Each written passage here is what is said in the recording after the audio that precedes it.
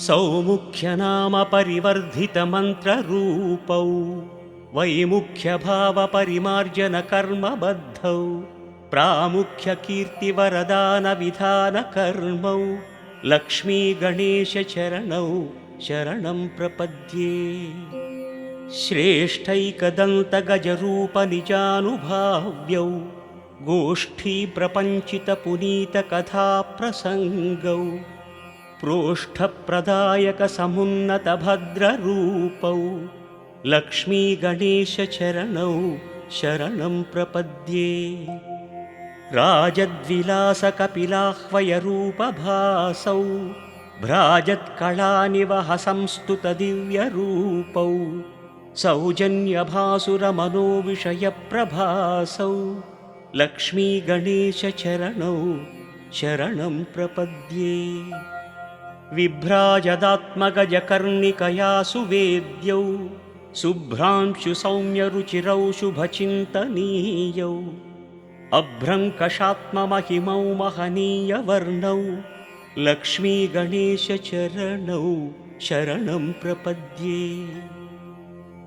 लम्बोदरात्मकतनूविभवानुभाव्यौ बिम्बायमानवरकान्तिपदानुगम्यौ सम्बोधिताखिलचराचरलोकदृश्यौ लक्ष्मीगणेशचरणौ शरणं प्रपद्ये। दुष्टासुरेषु विकटीकृतनैजरूपौ शिष्टानुरनचणौ शिखरायमाणौ सृष्टिस्थितिप्रलयकारणकार्यमग्नौ लक्ष्मीगणेशचरणौ शरणं प्रपद्ये। निर्विघ्नराजितपथौ नियमैकवेद्यौ गर्वापनेयचरितौ गणराड्विनोदौ सर्वोन्नतौ सकलपालनकर्मशीलौ लक्ष्मीगणेशचरणौ शरणं प्रपद्ये।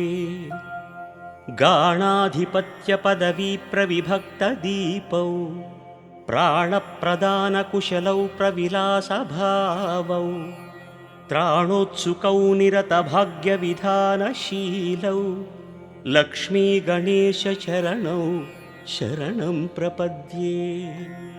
प्रग्धूमकेतुवरनामविराजमानौ स्वाधीनकर्मकुशलौ समभावभाव्यौ बाधानिवारणचरणौ भवबन्धनाशौ लक्ष्मीगणेशचरणौ शरणं प्रपद्ये।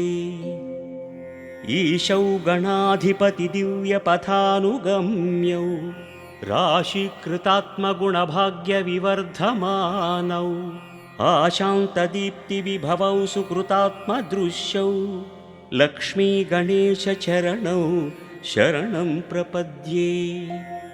मौळीन्दुकान्तिविशदीकृततत्त्वभासौ केळीविलासरुचिरौ कमनीयशोभौ व्यालोलभक्तिरमणौ वरदानशीलौ लक्ष्मीगणेशचरणौ शरणं प्रपद्ये। श्रेष्ठौ गजाननपुराणकथाविलीनौ श्रेष्ठप्रभावलयिनौ चिरदीप्तिभासौ श्रेष्ठात्मतत्त्वचरितौ शिवदानशीलौ लक्ष्मीगणेशचरणौ शरणं प्रपद्ये। श्रीवक्रतुण्डमुखकान्तिसमानभासौ